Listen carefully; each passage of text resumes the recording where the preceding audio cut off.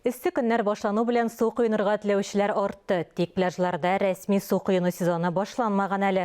Уайымсызлык нәтиҗәсендә быел 2 кеше суга батып үлгән. 5-сен коткарып калганнар.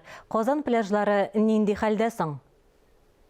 30 градустан югары эсседә шәһәр сулыкларына килүчеләрне байтак очратырга мөмкин. Шәһәр пляжларында иртәдән үк су куйнучы өлкәннәр балалар очрый. Кисәтүгә дә игътибар итмиләр.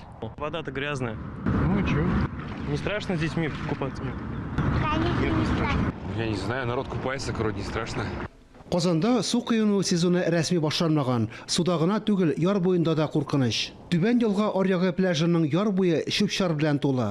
Аяк астында караган агач ботаклары, шешәләр, таш кисәкләре аунап ята. Булары әле күзгә күренгәннәре. Адым сайын җәрәхәтләнү куркынычы яный.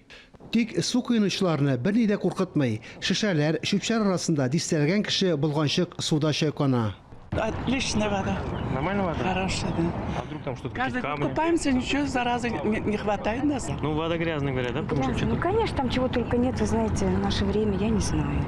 Даже вот тут вот сколько грязи. Берничә көн элек Мөслим районында 54 яшьлек ир-атның суга керүе фаҗига белән тәмамлана, суда бата. Татарстан Һәлакәттән тышкалар министрлыгы суга керү тыела дип кисәтә. Пляж беренче карашка кызылырга яратучыларны кабул итәргә әзер кебек күренсә дә. Даже в тех местах, где именно требования. Хәтта пляжлар җиһазландырылган урыннарда да водолазларның су төбен тикшерүе таләп ителә. Су төбендә сәламәтлеккә куркынычлы нәрсәләр булырга мөмкин. Коткаручылар яр буйларын күзәткән арада су төбен чистарту эшләре бара. Казанда 1 июньнән 5 шәһәр пляжы һәм 3 ял итү урыны ачыла. Хәвеф-хәтәрсез су куйырга мөмкин булган урыннар экранда күрсәтелгән.